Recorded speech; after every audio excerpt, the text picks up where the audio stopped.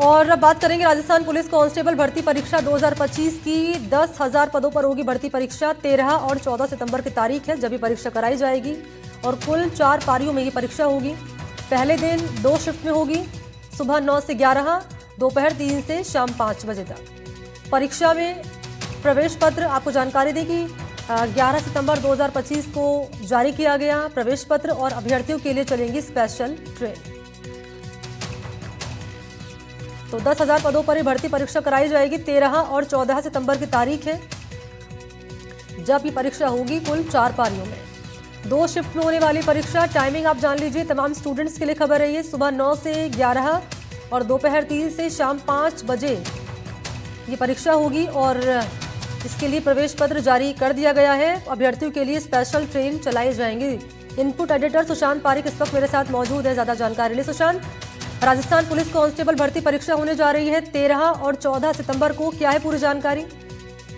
देखिए, परीक्षा बहुत महत्वपूर्ण है इस लिहाज से भी कि सुरक्षा मानक क्या रहेंगे, खासतौर पर ऐसे समय में परीक्षा हो रही है जब राजस्थान में पिछली सरकार के बाद इस वर्तमान सरकार ने बहुत सारे कड़े प्रबंध किए हैं और अब पीसी जो होगी उसमें 2 एडीजी स्तर के अधिकारी यही ब्रीफ करेंगे कि क्या क्या कड़े प्रबंध किए गए हैं। खासतौर पर जो परीक्षा सेंटर से लेकर बाहर पूरा जो समूचा तंत्र है वो कैसे काम कर रहा है, कैसे मॉनिटरिंग रखी जा रही है, कैसे निगरानी उन तमाम असामाजिक तत्वों पे भी है जो परीक्षा को लेकर बरसों से राजस्थान में एक लंबा नेक्सस खड़ा कर चुके थे। हालांकि समय समय पर उनके खिलाफ एक्शन हुआ, लेकिन उसके बावजूद कुछ अभी भी रैकेट सक्रिय हैं। उनके खिलाफ पुलिस, एसओजी, तमाम दूसरी जांच एजेंसियां वो कैसे काम कर रही हैं। तो ये सारे पहलू हैं जिन पे काम हो रहा है और कल 10,000 पदों पे परीक्षा के साथ एक बड़ी बात ये भी रहेगी कि इस परीक्षा के जरिए राजस्थान का पुलिस बेड़ा जो है, जो सबसे प्रथम इकाई कांस्टेबल जिसे कहा जाता है, उस दिशा में और विस्तार होगा और राजस्थान पुलिस और मजबूती के साथ सिक्योरिटी की दिशा में आगे बढ़ेगी। ठीक है, शुक्रिया आपका सुशांत तमाम जानकारी के लिए।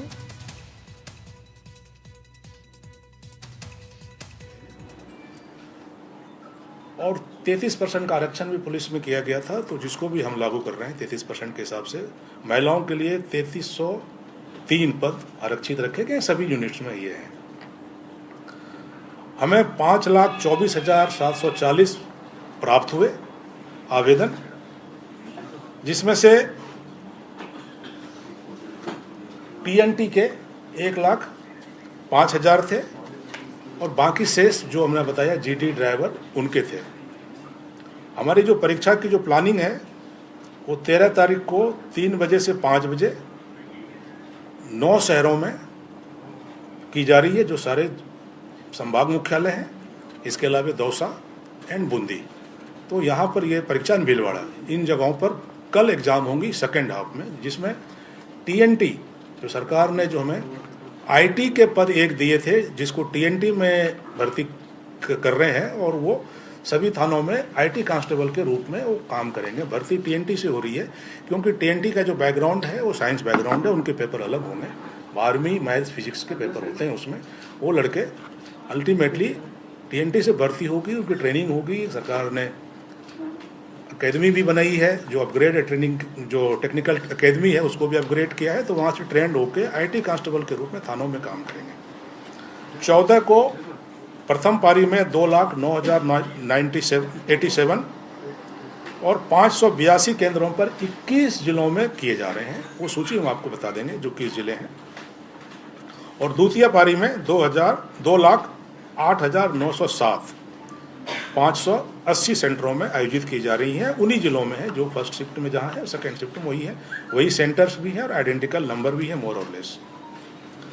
कल से हमने प्रवेश पत्र लाइव कर दिया है और 5 दिन पहले से हमने पहले उनको बता दिया था कौन से शहर में कौन कैंडिडेट का आने वाला है एग्ज़ाम, और कल से हमने प्रवेश पत्र दे दिया। यहाँ पर हमारा कंट्रोल रूम है जो 24 आवर चल रहा है। किसी तरह की डिस्क्रिपेंसी आती है, कई बच्चे क्या होते हैं कि स्पेलिंग गलत डाल देते हैं, नाम डाल देते हैं, हस्ताक्षर कई जगह गलत हो जाती हैं, कुछ चीज़ें आ रही हैं, उसका हम समाधान कर रहे हैं। और जो डीआईटी हमारी प्रवेश पत्र जारी करती है उनका भी एक हेल्पलाइन नंबर है जिस पर वो भी इसको एड्रेस कर रहे हैं। ये जो हेल्पलाइन नंबर हमने यहाँ विशेष तौर पर खोला है और मेल दिया है, वो हम आपको इसमें बता रहे हैं। परीक्षा की पारदर्शिता शुचिता के लिए हमने जो कदम उठाए हैं उसकी मैं थोड़ा सा सिलसिलेवार ढंग से बताऊं कि पहली बार तो सभी परीक्षा केंद्रों के सभी रूम से लाइव फीड पुलिस मुख्यालय को आएगी। सभी जगह अनिवार्य किया गया है, कोई भी परीक्षा केंद्र के अंदर कोई भी कमरा बिना लाइव के नहीं है। सभी कमरों में सीसीटीवी लगाए गए हैं और कंट्रोल रूम यहाँ पर हमारा काम कर रहा है। फ्रिस्किंग की 2 स्टेज है। एक स्टेज हमारी है जो हमने अपनी टीम लगाई है संख्या के हिसाब से, जो डिटेल मैनुअल फ्रिस्किंग करेंगे। उसकी गाइडलाइंस हमने बता रखा है कि क्या क्या चीज़ें फ्रिस्क करनी है और मोर और लेस जो ड्रेस कोड है, क्या चीज़ नहीं ले जाना है, वो हमने एडमिट कार्ड में डाल दिए हैं। और मोर और लेस जो आरपीएससी और एसएसबी की जो गाइडलाइंस होती हैं एग्ज़ाम देने की मौसम के हिसाब से, उसी हिसाब से हमने जारी किए हैं। तो हमारे लोग पहले उसकी फ्रिस्किंग करेंगे, फिर जो एजेंसीज की टीम, जो टेक्निकल टीम है एचएचएमडी के साथ, वो उनकी फ्रिस्किंग करेंगे। उस फ्रिस्किंग के बाद हमने बायोमेट्रिक का प्रोविजंस रखा है। वो बायोमेट्रिक करेंगे, उनको सारा डेटा है, वो बायोमेट्रिक करेंगे। बायोमेट्रिक के साथ फ़ोटो का भी मिलान करेंगे। किसी तरह की कोई डिस्क्रिपेंसी आएगी, वो हमारे पास कुछ आए हैं तो उसकी हम जांच कर रहे हैं। जांच करने के बाद जब ये परीक्षा केंद्र पर बच्चे जाएंगे तो उनकी हम डिटेल करेंगे। हो सकता हो कि मशीन्स में कुछ कमियां हैं, लेकिन हम मौके पर उसकी जांच करके तसल्ली करने के बाद उनको प्रवेश दिलाएंगे। ये कई बार इम्पर्सोनेशन को रोकने के लिए ये की जाती हैं। तो हमारा बायोमेट्रिक भी है और फोटो मैच भी होगा। फोटो में हमने एडमिट कार्ड में 2 तरह के फ़ोटो दिए हैं। एक तो उन्होंने फ़ोटो अपलोड किया है अपने से, वो पुराना हो सकता हो, लेकिन अब हम डीआईटी भी कर रही है और दूसरे एग्ज़ाम से हम एक लाइव फ़ोटो ई मित्रा से लेते हैं। तो उसमें और जो मौके पर जब एग्ज़ाम देने जाएंगे तो 3 महीने का फ़र्क है, तो बहुत चेंजेज नहीं आते। कई बार बच्चे 4 साल पुराना फ़ोटो डाल देते हैं और मौके पर दिक्कत आती है। तो फ़ोटो मैच से भी हम उसको चेक करेंगे। फिर बायोमेट्रिक के बाद अगला जो चरण है वो हम सभी सेंटरों पर जैमर लगाए हैं, ताकि किसी तरह की जो मोबाइल डिवाइस के माध्यम से, स्मार्टफोन के माध्यम से जो दिक्कतें आती हैं और जो समस्या आती हैं उससे बचा जा सके। फुल प्रूफ करने के क्रम में अगला कदम है कि किसी को भी, इवन सेंटर सुपरिटेंडेंट और हमारे वरिष्ठ अधिकारी तक को, किसी को भी परीक्षा केंद्र के अंदर स्मार्टफोन ले जाने की अनुमति नहीं है। सभी जो मैसेज पास ऑन होगा, जो भी उनको कोड दिया जाएगा, एवरीथिंग, वो हमने व्यवस्था करी है कि जो कीपैड मोबाइल है सभी सेंटर सुपरिटेंडेंट के पास, जो कीपैड पुराना मोबाइल होता था वही है, उसी ग्रुप से जो हमारी राजस्थान पुलिस का जो प्लेटफॉर्म है उनसे सूचित करेंगे जो भी हमें मैसेज, गोपनीय सूचना देनी है। तो स्मार्टफोन्स की प्रवेश किसी को भी नहीं है, सेंटर सुपरिटेंडेंट को भी नहीं है, हमारे लोगों को भी नहीं है। हमारे वरिष्ठ अधिकारी जो सेक्टर प्रभारी वगैरह, एडिशनल एसपी जो भी जाएंगे वो भी इसकी पालना करेंगे। वो भी काउंटर पर जमा कराएंगे और फिर अंदर जाएंगे, चेक करेंगे और फिर वापस आएंगे, ताकि हम अब खुद ही इसकी नियम की पालना करें। सभी को पहचान पत्र दिए गए हैं। पुलिस के कर्मचारी जो अंदर ड्यूटी देंगे, 2 ही लोगों को ड्यूटी देने के लिए अधिकृत किया गया अंदर, बाकी तो बाहर रहेंगे।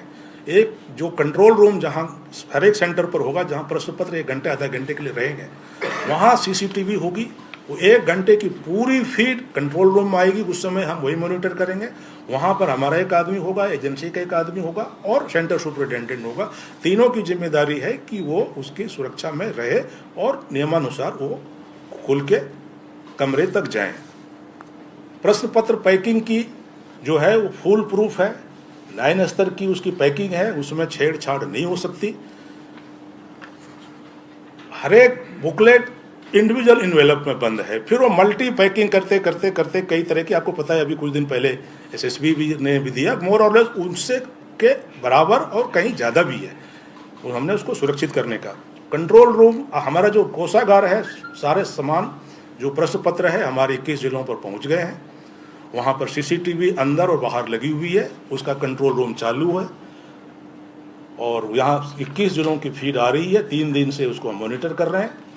अब वो किसी भी परिस्थिति में नहीं खुलेगी बिना मुख्यालय के आदेश के, और ऐन मौके पर ही उनको बताया जाएगा कि ये कौन सी प्रश्न पत्र सेंटर पर जानी है। हमारे पास मल्टीपल ऑप्शंस हैं, वो हम अभी आपको शेयर नहीं करेंगे कितने ऑप्शंस हैं। तो वो हम उसी समय बताएंगे, 1 घंटा 1.5 घंटा पहले। और जो खोलने का समय है उस समय भी हम उनको गोपनीय सूचना देंगे, तभी वो खुलेगी।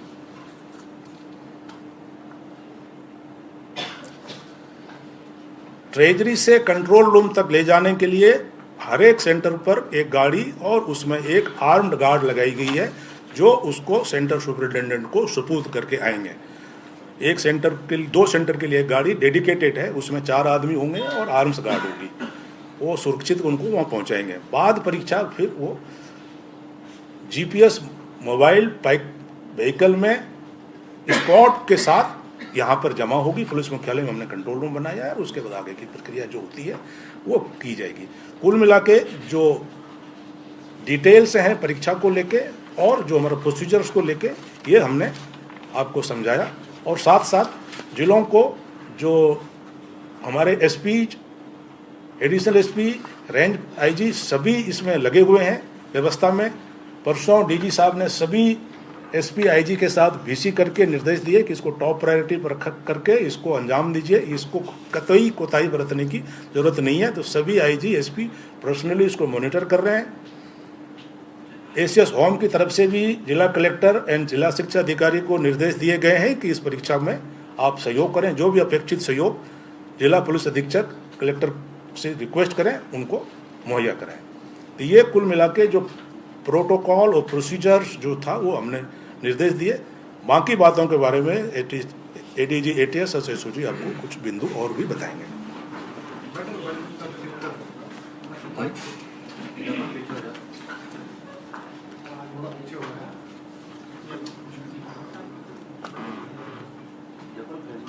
आपके माध्यम से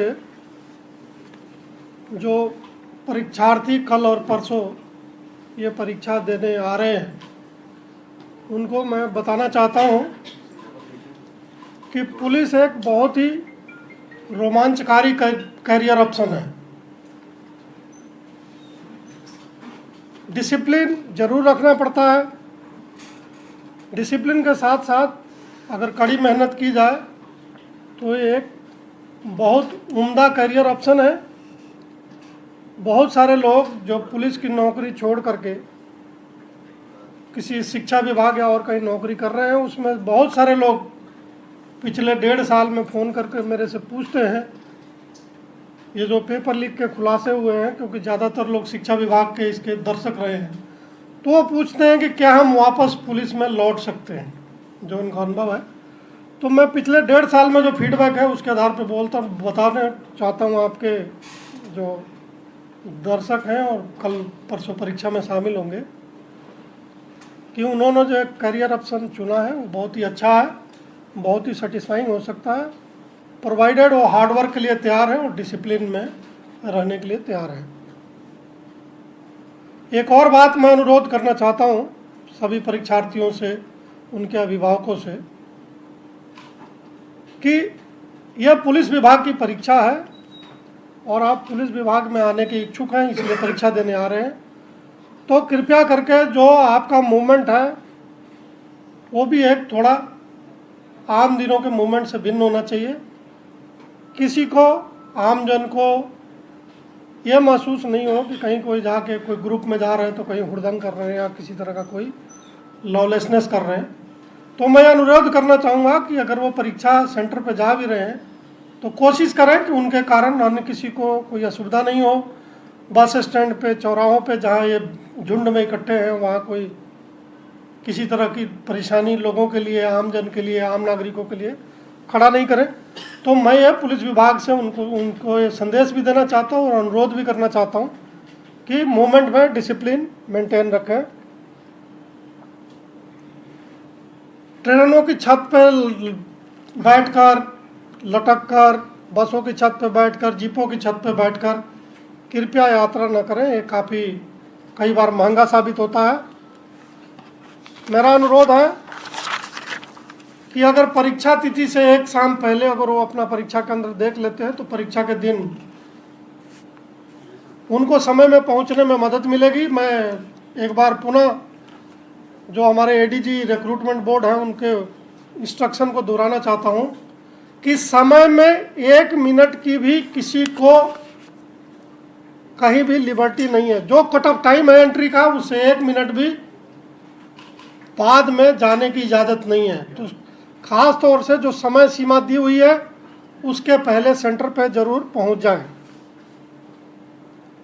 हम सभी कई बार मोदी जी की बात से वाकिफ़ हैं कि अगर परीक्षा में तनाव होता है तो अगर समय से पहुंच करके अगर वो कोई ऐसी योगिक क्रिया जैसे अनुलोम विलोम या लंबी सांस लेने वाली अगर करें तो उनके परफॉर्मेंस बेहतर हो सकता है। ये ज़रूर ध्यान रखें कि सेंटर पे जिन चीज़ों की मनाही है वो लेके सेंटर पे नहीं जाए। वहाँ जाके कई बार जो व्यवस्था बनाने वाला स्टाफ है उससे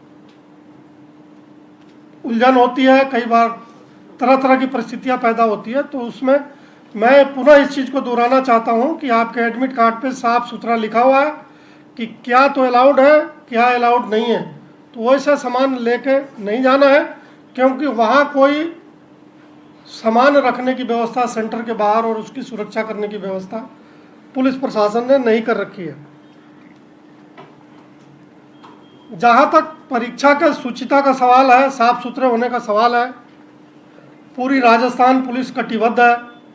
जो 1.5 साल का अनुभव है उसमें आरपीएससी का भी, आरएसएसबी का जो अनुभव है और एज ए इन्वेस्टिगेटिंग एजेंसी के रूप में पुलिस का जो अनुभव है उस सब को शामिल करते हुए जो एक बहुत ही उम्दा व्यवस्था हो सकती है वो व्यवस्था की गई है, ताकि किसी तरह की कहीं से कोई गड़बड़ी नहीं हो। हर तरह की जो गड़बड़ करने वालों के प्रयास हो सकते हैं उसको इमेजिन करके और जो उसको रोकने का प्रयास करना चाहिए वो सारा कुछ किया हुआ है। ये टेक्नोलॉजी का आज युग है और टेक्नोलॉजी के वो सारे उपाय किए जा रहे हैं जिससे अगर किसी ने गलती से भी कुछ हिमाकत करने की कोशिश की तो समय रहते ही उसको हम लोग पकड़ पाए। एडीजी साहब रिक्रूटमेंट ने बहुत इशारे में बताया है कि ऐसे ऐसे उपाय किए गए हैं जिसमें अगर किसी ने थोड़ा भी चालाकी करने की कोशिश की तो वो पुलिस की नज़रों से बच नहीं पाएगा। जो आम दिन में पुलिस की बंदोबस्त होती हैं उससे काफ़ी कड़ा बंदोबस्त है और जो सर्विलेंस की जितनी विधा हो सकती है वो सारा इसमें डिप्लॉय किया जा रहा है।